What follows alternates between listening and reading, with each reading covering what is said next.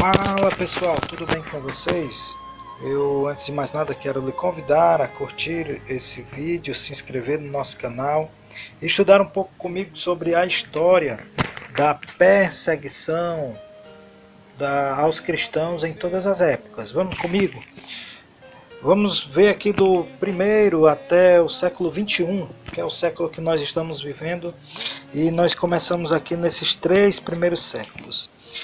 Nós sabemos que desde o início, já no primeiro século, o Império Romano, ele perseguiu, oprimiu todos os irmãos, todos os cristãos, até por volta do ano 313, quando Constantino, o imperador, então, ele declarou e oficializou o cristianismo como a religião oficial do Império, né? Muitos dizem que por querer ganhar simpatia, outros dizem que se converter de verdade. Isso não vem o mérito agora, porque nós queremos mesmo estudar sobre a história da perseguição.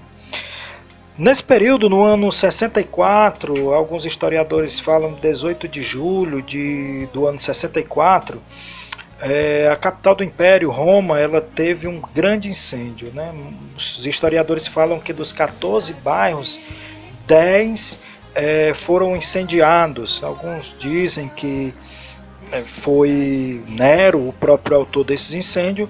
O que nós sabemos é que ele, Nero, usou os cristãos como verdadeiros bodes expiatórios. Eles foram culpados por essas tragédias porque os 4 bairros que não foram incendiados eram exatamente os bairros que haviam cristãos e judeus também. Eles foram torturados, queimados e executados. Já no século IV e no século V houve um verdadeiro levantamento de bandeira branca. Houve uma trégua, uma certa tolerância, pelo menos dentro das fronteiras já civilizadas naquela época. Aí chegamos ao século V até o século XV, que esse foi o período conhecido como a Idade Média, ou os 1000 anos da incerteza, também chamado de a Idade das Trevas. A perseguição nessa época ela se deu por 2 grandes vetores, que foram os bárbaros e os islâmicos. No norte da África, assim como no Oriente Médio, a igreja foi quase que esmagada na sua totalidade. Ela foi destruída pelos muçulmanos. Por outro lado, na parte ocidental e parte da Ásia, os bárbaros, eles lutaram contra os romanos, venceram e expulsaram dali todos os povos nas poucas igrejas que ainda restaram, né?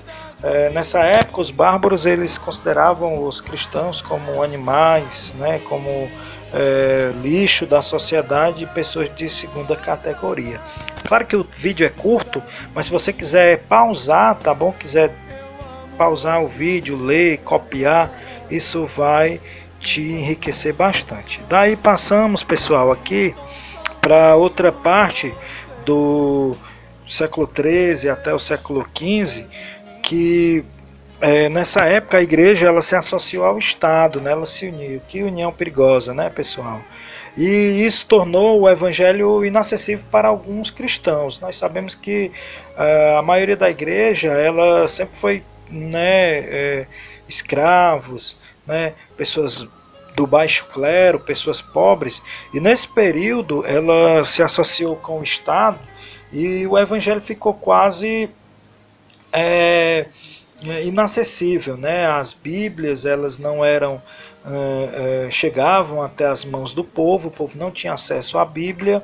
As missas nesse período eram rezadas em latim, que era a língua da burguesia, né? Do alto clero, daqueles que tinham uma posição maior, né? Alguns historiadores falam que além da missa ser rezada em latim, ela ainda era, pessoal, olha, o padre, né, o pontífice, ele ainda celebrava de costas para a sua plateia. E nós sabemos, pessoal, que nessa época foi muito difícil, não existia Bíblia e ela só chegou às mãos da massa mesmo, do baixo clero, durante e depois da Reforma Protestante, que teve como personagem o grande Martinho Lutero, né? Poderíamos citar John Hus como precursor, o próprio Calvino, mas um destaque bem maior para o Martinho Lutero. Durante esse período, muitos cristãos eles foram excomungados, queimados nas fogueiras, como verdadeiros hereges e pessoas que apostataram da sua fé. Chegamos então, pessoal, do século XVI até o século XIX, onde nesse período muitos cristãos já reformados, influenciados pelo Martinho Lutero, sofreram perseguições em várias partes do mundo. Na maioria dos países europeus, houve uma tolerância pela civilização, né, pelo conceito mais pacífico. Porém, no final do século XVII, a Inglaterra e a Holanda, elas que eram nações mais desenvolvidas, já existiam essa tolerância. Isso só aconteceu no século XVIII, né, com o desenvolvimento, com a globalização já chegando. E o século XVIII também marca, né, a chegada desse movimento chamado como movimento iluminista, que ele já agora tenta separar a religião da vida cotidiana do povo, né? A perseguição ela cessa em alguns lugares nessa época, mas em outros, com o crescente movimento islâmico, muçulmano, principalmente da ala extremista, ela começa a crescer e toma muita força entre o século XVI e o século XIX também. Já no século XXI nós temos uma nova versão do iluminismo e uma nova doutrina sutil também, que foi o comunismo e também o nacionalismo. Essa nova doutrina ateísta, ela chega e ela toma o lugar da religião. Nós vemos países que até hoje eles têm heranças do comunismo que foram impactados já no século XX, como a China, a Coreia do Norte, a Cuba, Vietnã e países mais novos como a Venezuela, que é uma vizinha a nós também. Chegamos então, pessoal, aqui no século XXI. E o século XXI é o século que nós estamos vivendo, e essa influência comunista ela cresce cada vez mais. Ela se espalha de forma muito rápida, né, através de movimentos culturais, de teatros, né, de ideologias que hoje já tomam conta das universidades, tomam conta das escolas. Existem verdadeiros profissionais na doutrinação, youtubers, influenciadores sociais que são devotos e até divulgadores dessa doutrina.